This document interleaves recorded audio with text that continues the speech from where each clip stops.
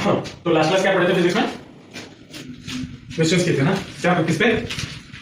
Connecting body, motion of connecting bodies. हाँ, आज हम बात करेंगे फ्रिक्शन की। अब ये जो फ्रिक्शन वाला क्लास है ये आपका 2 से 3 क्लास चलेगा, ठीक है? थोड़ा लंबा टॉपिक है और बहुत ही इंटरेस्टिंग टॉपिक है, ठीक है? फ्रिक्शन का मतलब क्या होता है पहले उस चीज को समझना है, और हम क्यों पढ़ रहे हैं फ्रिक्शन को।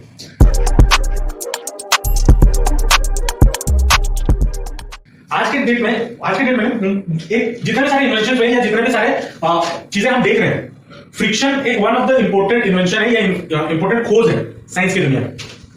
हमारा जो भी काम होता है वो मोस्टली फ्रिक्शन से रिलेटेड होता है, ठीक है? फ्रिक्शन का मतलब क्या है, चीजों को समझते हैं।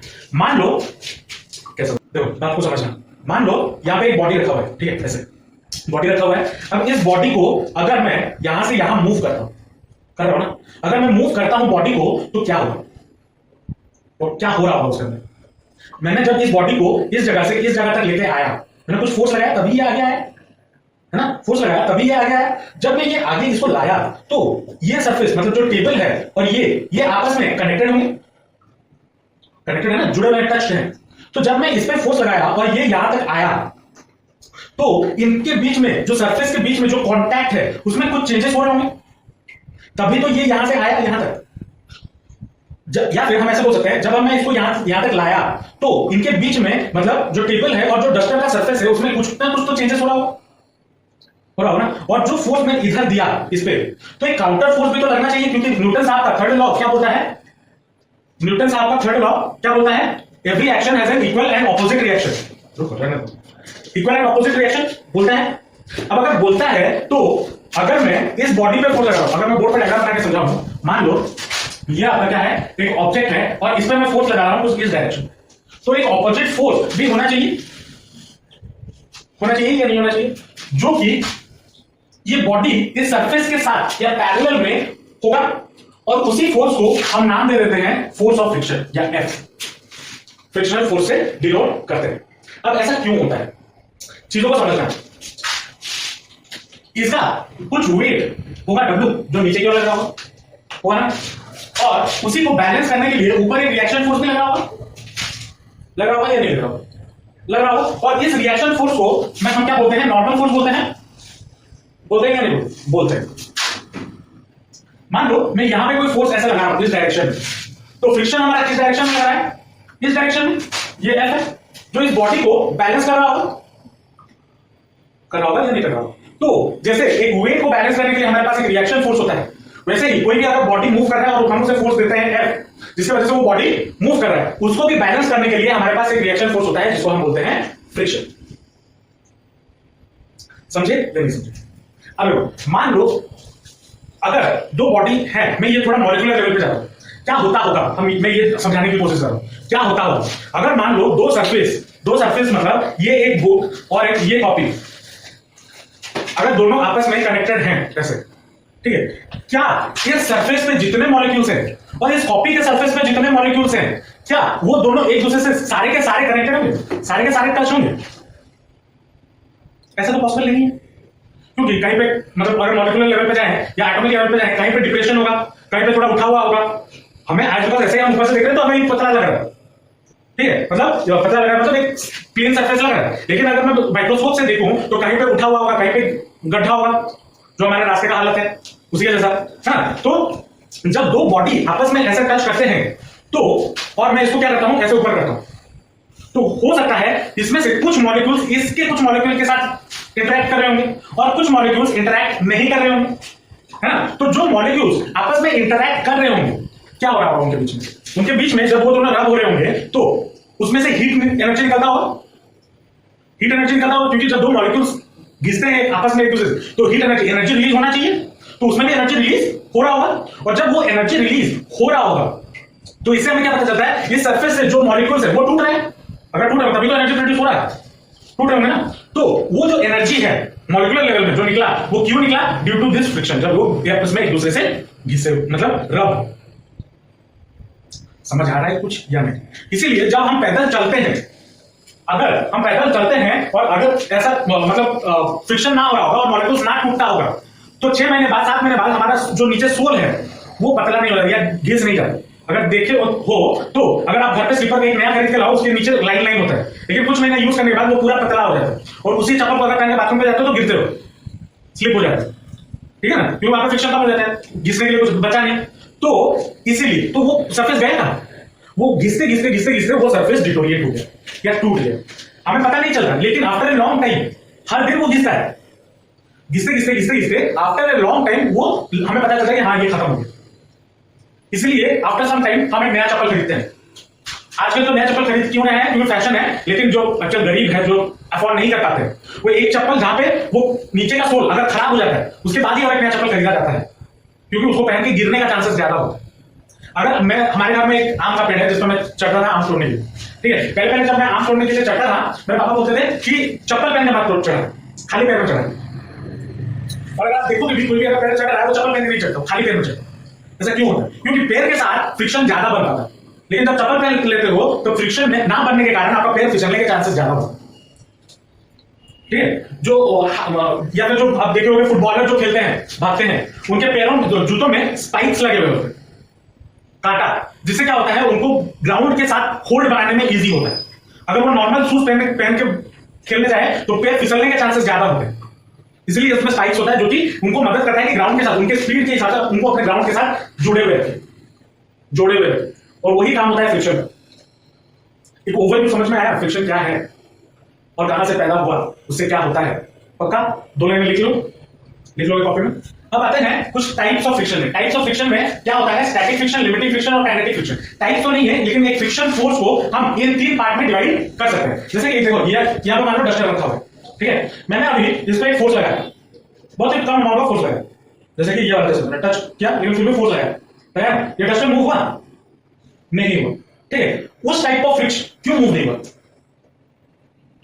क्योंकि जब मैंने इस पर फोर्स लगाया, एक फ्रिक्शनल फोर्स जो मेरे फोर्स को अपोज कर रहा है वो इस बॉडी पे या इस डस्टर पे लगा, ठीक है, और उस फोर्स को हम बोलते हैं स्टैटिक फ्रिक्शन, या उस फ्रिक्शनल फोर्स को हम बोलते हैं कौन सा फ्रिक्शन? Static friction. मतलब जब मैं कोई एक छोटा सा फोर्स इस पे लगाता हूं और ये मूव नहीं करता, क्यों नहीं करता? Due to the opposition of a frictional force, और उस फ्रिक्शनल फोर्स को हम बोलते हैं स्टैटिक फ्रिक्शन। लेकिन अगर मैं यहां पे फोर्स थोड़ा बढ़ाना शुरू कर दूं, एक पॉइंट पे जब फोर्स बढ़ाना शुरू किया, ये मूव करना शुरू किया, ठीक है, मतलब जब ये स्टैटिक फ्रिक्शन मैक्सिमम हो जाएगा, मतलब जो मेरा फोर्स है जो मैं दे रहा हूं वो अगर स्टैटिक फ्रिक्शन से बड़ा हो गया, ठीक है, वो अगर स्टैटिक फ्रिक्शन से बड़ा हो गया, या फिर मैं ये बोल दूं मैं धीरे धीरे जैसे जैसे फोर्स बढ़ाते जा रहा हूं स्टैटिक फ्रिक्शन भी बढ़ता जा रहा होगा, और एक पॉइंट ऐसा आएगा जहां पे मैक्सिमम स्टैटिक फ्रिक्शन आ गया और उस पॉइंट पे ये बॉडी मूव करना शुरू हुआ।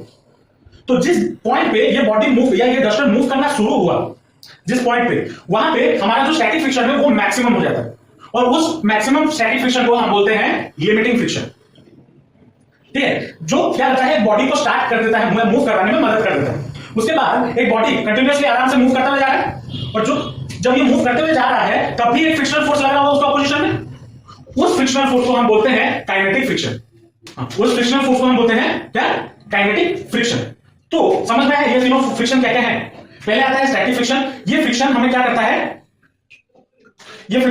है? जब एक बॉडी मूव कर रहा हो, जब एक बॉडी स्टेशनरी होगा और उसमें हम इतना कम अमाउंट ऑफ फोर्स लगा दे जिससे कि वो बॉडी मूव ना हो, लेकिन फोर्स तो लगाया, और वो फोर्स लगाने पे जो रिएक्शन फोर्स हमें मिलेगा, लेकिन उस कंडीशन में बॉडी मूव नहीं कर रहा, तो उस फ्रिक्शन को हम बोलेंगे स्टैटिक फ्रिक्शन, ठीक है। जब हम उस फोर्स को इंक्रीज करते हुए जाएंगे, मतलब जो मैं फोर्स लगा रहा हूं उस फोर्स को मैं इंक्रीज करता हुआ जाऊंगा, बढ़ाते हुए जाऊंगा, एक पॉइंट ऐसा आएगा जहां पे वो बॉडी मूव करना स्टार्ट कर देगा, और उस पॉइंट पे फ्रिक्शन या जो स्टैटिक फ्रिक्शन है वो मैक्सिमम कंडीशन पे पहुंच जाता है या मैक्स हो जाता है, और उसी को हम बोलते हैं लिमिटिंग फ्रिक्शन। उसको हम बोलते हैं लिमिटिंग फ्रिक्शन। जब एक बॉडी मूव करना स्टार्ट कर दिया, लेकिन वो धीरे धीरे मूव कर रहा है विद यूनिफॉर्म वेलोसिटी या यूनिफॉर्म स्पीड, तब भी एक फ्रिक्शन प्रोड्यूस हो रहा है, और उस फ्रिक्शन को हम बोलते हैं काइनेटिक फ्रिक्शन। समझे या नहीं समझे? क्या क्या है इसको लिख देता हूं, कॉपी में नोट डाउन कर लें। अब देखो इन तीनों चीजों को अगर मैं ग्राफिकली या ग्राफ से रिप्रेजेंट करना चाहूं तो कैसे कर सकता हूं? मान लो ये आपका वाई एक्सिस हो गया, ये आपका एक्स एक्सिस हो गया, ये वाला एक्सिस या एक्स एक्सिस आपको डिनोट करता है अप्लाइड फोर्स, आप कितना फोर्स अप्लाई कर रहे हैं, ठीक है, और ये वाला एक्सिस आपको दिखा रहा है फ्रिक्शन, ठीक है। मान लो आपने फोर्स धीरे धीरे स्टार्ट किया बढ़ाना, तो जैसे जैसे आप स्टार्ट करोगे फोर्स को बढ़ाना तो फ्रिक्शन क्या होगा? धीरे धीरे बढ़ेगा, और एक पॉइंट आएगा जहां पे वो क्या स्टैटिक फ्रिक्शन से लिमिटिंग फ्रिक्शन पे कन्वर्ट होगा, यहां से यहां तक ये वाला जो पार्ट है ये स्टैटिक फ्रिक्शन का पार्ट है, यहां से यहां जो पार्ट है वो कौन सा पार्ट है, स्टैटिक फ्रिक्शन का पार्ट है। अब क्या होगा, जब स्टैटिक फ्रिक्शन से वो लिमिटिंग फ्रिक्शन में आएगा ना, तो क्या हो जाएगा, वो धीरे धीरे बढ़ेगा। फिर जब लिमिटिंग फ्रिक्शन से काइनेटिक फ्रिक्शन में आएगा तो क्या होगा, वो धीरे धीरे घटते हुए फिर कांस्टेंट हो जाएगा। समझ में आया या नहीं है? नहीं है। मतलब अगर मैं धीरे धीरे फोर्स बढ़ा रहा हूं, पहला क्या था, स्टैटिक फ्रिक्शन था मतलब एफएस, और एक पॉइंट ऐसा आएगा जिस पॉइंट पे ये जो फ्रिक्शन है वो क्या बन जाएगा, या स्टैटिक फ्रिक्शन है वो एफएस मैक्स बन जाएगा, बनेगा, जो कि लिमिटिंग फ्रिक्शन है। लिमिटिंग फ्रिक्शन क्या करेगा, बॉडी को मूव करवाना स्टार्ट करेगा, और जब मूव करवाना स्टार्ट कर दिया तो वो क्या हो जाएगा, फिर कांस्टेंट फोर्स में आ जाएगा, जहां ये कांस्टेंट मोशन में आ जाएगा, जिसपे हमें काइनेटिक फ्रिक्शन मिलता है। तो ये होगा यहां से यहां तक, इसको हम बोलते हैं एफके या फिर काइनेटिक फ्रिक्शन। ये इसका, ये तीनों फ्रिक्शन का ग्राफ है, हम इसको ऐसे रिप्रेजेंट कर सकते हैं। ये जो स्टैटिक, ये जो लिमिटिंग फ्रिक्शन है, ठीक है, ये जो एफएस मैक्स होता है, ये हमारा, अगर मान लो एक बॉडी है यहां पे, ठीक है, ये मान लो उसका रिएक्शन फोर्स R और ये उसका वेट W, और इसमें मैं एक फोर्स इस तरफ लगा रहा हूं F, तो यहां पे एक फोर्स लगा होगा जो कि होगा एफएस मैक्स, जिसकी वजह से ये मूव करना स्टार्ट करेगा। या फिर F मान लो फ्रिक्शन लगा होगा। ये जो लिमिटिंग फ्रिक्शन होता है, ठीक है, ये जो लिमिटिंग फ्रिक्शन होता है वो हमारा प्रोपोर्शनल होता है रिएक्शन फोर्स से, डायरेक्टली प्रोपोर्शनल होता है रिएक्शन फोर्स से। मतलब अगर रिएक्शन फोर्स ज्यादा होगा तो आपका फ्रिक्शन भी ज्यादा होगा, मतलब ज्यादा हेवी ऑब्जेक्ट तो फ्रिक्शन ज्यादा। और ये आप इमेजिन भी कर सकते हो, साइकिल चलना या फिर और एक 4 व्हीलर चलाना, साइकिल हल्का होता है तो उसमें फ्रिक्शन कम लगता है, लेकिन जो रोलर, 4 व्हीलर में रोलर जो बोल सकते हो, जो सुबह जा रहा है, उसका फ्रिक्शन ज्यादा होता है, ठीक है। तो ये जो स्टैटिक या लिमिटिंग फ्रिक्शन है वो हमारा प्रोपोर्शनल होता है किससे, directly proportional to the reaction force, that is R। और इस प्रोपोर्शनलिटी कांस्टेंट को हटाने के लिए हम यहां पे क्या करते हैं, FS max is equal to एक म्यू एस इसके साथ मल्टीप्लाई करते हैं, और ये जो म्यू एस है इसको हम बोलते हैं coefficient of static friction, coefficient of static friction, ठीक है। और इस म्यू एस को मैं और क्या लिख सकता हूं, एफ बाय आर भी लिख सकता हूं, FS by FS max by R भी लिख सकता हूं, ठीक है। वैसे ही ये जो काइनेटिक फ्रिक्शन है, काइनेटिक फ्रिक्शन मतलब जब ये मूव कर रहा होगा, मतलब जब ये मूव कर रहा होगा, तब भी जो एफ के है वो भी हमारा डायरेक्टली प्रोपोर्शनल होता है आर से। और इधर भी प्रोपोर्शनलिटी को हटाने के लिए हमने क्या किया, एफ के साथ ये जो आर के साथ एक म्यू के मल्टीप्लाई कर दिया, और इसको हम बोलते हैं coefficient of kinetic friction, coefficient of kinetic friction, ठीक है। अब यहां पे तो म्यू के इक्वल टू क्या हो जाएगा, एफ के अपॉन आर, ये होगा, ये नहीं। यहां पे ये जो एफ के है, मैंने क्या दिखाया यहां पे ग्राफ में, क्या दिखाया, धीरे धीरे लिमिटिंग फ्रिक्शन, जब लिमिटिंग फ्रिक्शन बढ़ा ज्यादा होगा और धीरे धीरे वो काइनेटिक फ्रिक्शन जब आएगा वो घट जाएगा, घटता था ना एक पॉइंट पे, यहां पे घट के कम कांस्टेंट आया, तो इससे हमें क्या पता चलता है, जो एफ के है वो कम होता है एफएस मैक्स से, ठीक है। तो इससे हमें क्या पता चलता है, जो म्यू एस या म्यू के होगा वो भी कम होगा म्यू एस, और ये म्यू के और म्यू एस ये क्या है, कोफिशिएंट ऑफ स्टैटिक फ्रिक्शन या फिर कोफिशिएंट ऑफ काइनेटिक फ्रिक्शन, या फिर हम अगर सिर्फ म्यू बोल दें तो कोफिशिएंट ऑफ फ्रिक्शन भी बोलते हैं। उसके बाद आते हैं angle of friction. Angle of friction क्या है, मान लो एक सरफेस है, इसमें मैंने एक बॉडी रखा, ठीक है, क्या रखा, एक बॉडी रखा जिसका वेट मान लो W है, जो कि नीचे की ओर एक्ट कर रहा है, तो इसका एक रिएक्शन फोर्स होगा जो कि कहां होगा, ऊपर की ओर होगा या नहीं होगा। मान लो मैं इस पे एक फोर्स लगा रहा हूं P, इस डायरेक्शन में P लगा रहा हूं, तो इस पे एक स्टैटिक फोर्स लगा होगा या फिर एक लिमिटिंग फोर्स लगा होगा, जिसकी वजह से ये बॉडी मूव करेगा। मान लो वो लिमिटिंग फोर्स किस डायरेक्शन में लगा, इस डायरेक्शन में लगेगा, ऑब्वियसली बात है, एफएस मैक्स, एफएस मैक्स ये लगा है ना। तो अगर ये, अब अगर मैं देखूं ये एक वेक्टर क्वांटिटी R, एफएस भी एक वेक्टर क्वांटिटी, मतलब इसका ये डायरेक्शन है, ये भी एक डायरेक्शन है। अगर मैं इन दोनों का रिजल्टेंट निकालूं तो कहां होगा,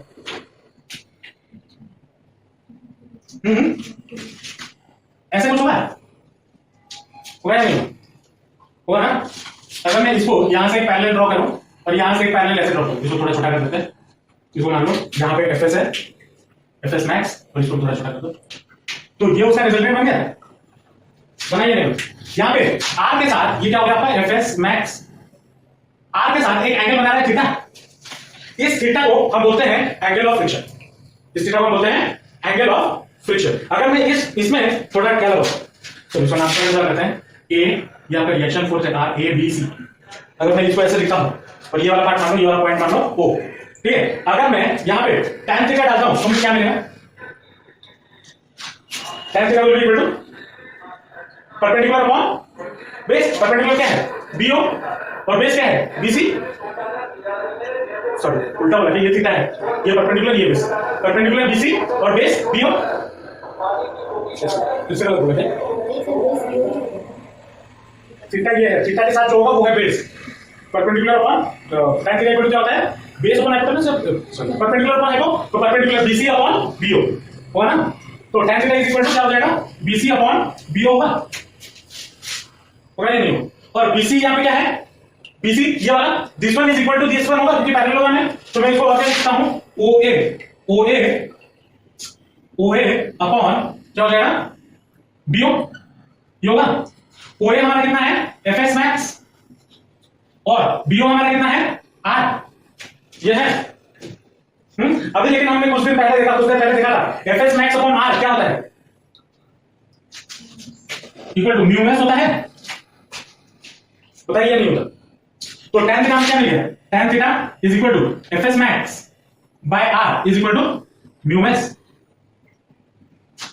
बोला या नहीं? और यहां पे ये जो थीटा है इसको हम क्या बोलते हैं? ये क्या है? Angle of friction. समझे या नहीं? एंगल ऑफ फ्रिक्शन क्या है? समझ में आया? पक्का? लेकिन ये वाला अब अगर मान लो मैं इस प्लेन सरफेस पे इस ब्लॉक को ना रखे, मान लो कुछ ऐसे सरफेस पे रखा जहां पे ये वाला एंगल हो गया मान लो फाई, ठीक है, और यहां पे मैंने ब्लॉक को रखा ऐसे, ठीक है, और फाई एक ऐसा एंगल है जिसपे मैं अगर इस बॉक्स को रखता हूं या ब्लॉक को रखता हूं, ये स्लाइड करके नीचे नहीं आएगा। लेकिन अगर मैं फाई में थोड़ा सा चेंजेस करता हूं, थोड़ा सा बढ़ा देता हूं, तो ये अचानक से नीचे गिर जाएगा। मतलब फाई एक ऐसा एंगल है, या फिर उस एंगल को हम बोलते हैं एंगल ऑफ रिपोज। क्या बोलते हैं? Angle of repose. तो फाई एक ऐसा एंगल है जहां पे ये जो ब्लॉक जब इस इंक्लाइंड प्लेन के ऊपर रखा गया, ये स्लाइड होकर नीचे नहीं आया, वो अपने जगह पे है। अगर उस कंडीशन में क्या होगा इसको, अगर मैंने लास्ट क्लास में क्वेश्चन भी कर रहे थे, देखो इसका वेट कितना लग रहा होगा नीचे? W लग रहा होगा या नहीं लग रहा होगा? लेकिन ये कुछ ऐसे कंपोनेंट लाएगा, कंपोनेंट फॉर्म होंगे, तो दिस वन विल बी, मान लो ये उसके साथ कितना एंगल बनेगा फाई, अगर ये फाई है तो ये भी फाई होगा, तो ये कितना हो जाएगा? W cos थीटा या cos फाई, और ये क्या हो जाएगा? W cos sin phi. ये होगा या नहीं होगा? और इसका जो रिएक्शन फोर्स होगा वो किधर होगा? इधर होगा रिएक्शन ना, और फ्रिक्शन फोर्स किधर होगा? पीछे की तरफ, इधर Fs होगा या नहीं होगा?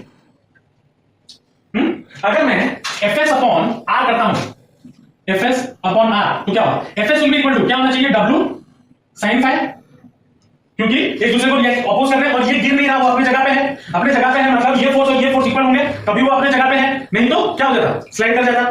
तो Fs equal to W sin phi लिख सकता हूं, और R किसको बैलेंस कर रहा है? R को कौन बैलेंस कर रहा है? W equal to W cos phi, इसको बैलेंस कर रहा है। अगर मैं इसको कैंसिल आउट कर दूं तो Fs by R is equal to क्या हो जाएगा? tan फाई, tan फाई बनेगा, which is also equal to मैं क्या बोल सकता हूं? म्यू एस भी बोल सकता हूं। तो ये जो फाई एंगल आया, इस फाई को हम बोलते हैं एंगल ऑफ क्या? रिपोज। एंगल ऑफ रिपोज का मतलब क्या है? फिर से बता रहा हूं, मिनिमम एंगल जहां पे ये ब्लॉक एक स्लाइडिंग सरफेस पे रखा हुआ है, लेकिन ये ब्लॉक नीचे नहीं आ रहा, उसी जगह पे है, ठीक है। तो उस जगह पे कब होगा? जब एंगल कुछ मिनिमम होगा, और उस एंगल को हम बोलते हैं एंगल ऑफ रिपोज। समझे क्या है? हाँ हाँ,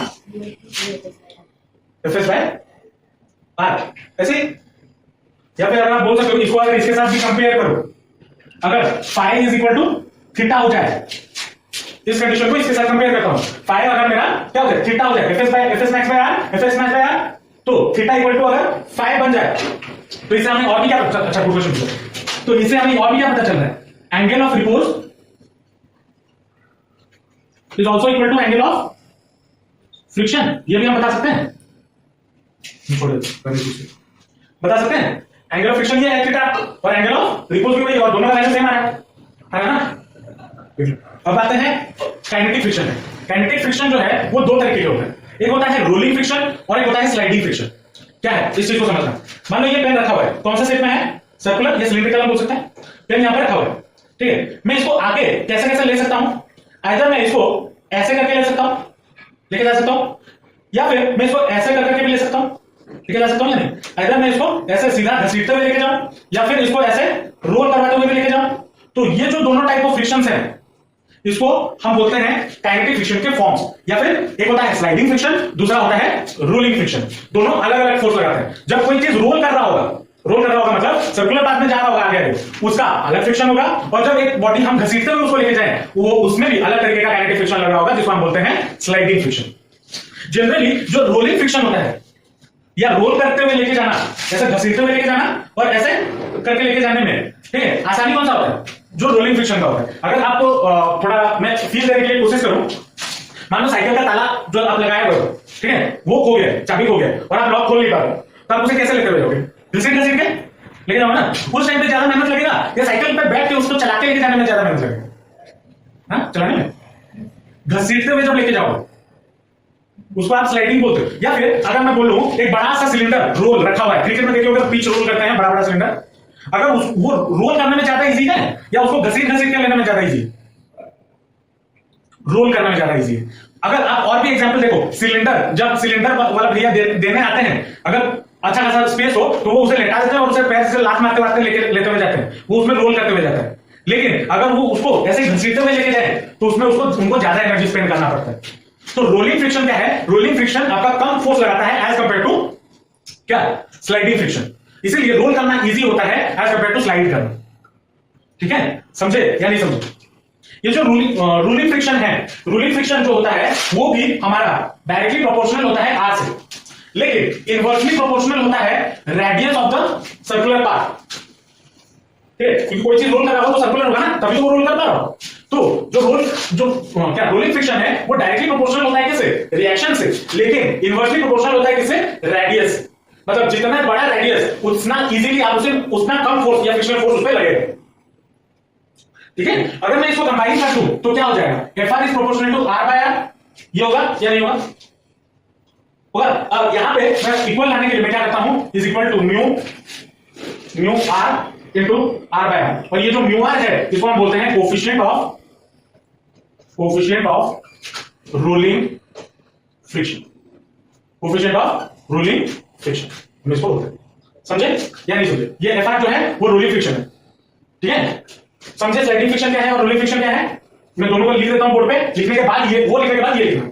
ठीक है, समझे क्या है फ्रिक्शन के बारे में? थोड़ा अंदाजा लगा? हाँ, पक्का? चलो, नेक्स्ट क्लास हमने आज जो चीजें पढ़ी, नेक्स्ट क्लास हम उसके रिगार्डिंग कुछ क्वेश्चंस करेंगे और थोड़ा आगे भी बढ़ेंगे फ्रिक्शन में। ठीक है, चलो आज के लिए इतना रखते हैं, मिलते हैं नेक्स्ट क्लास। Bye bye.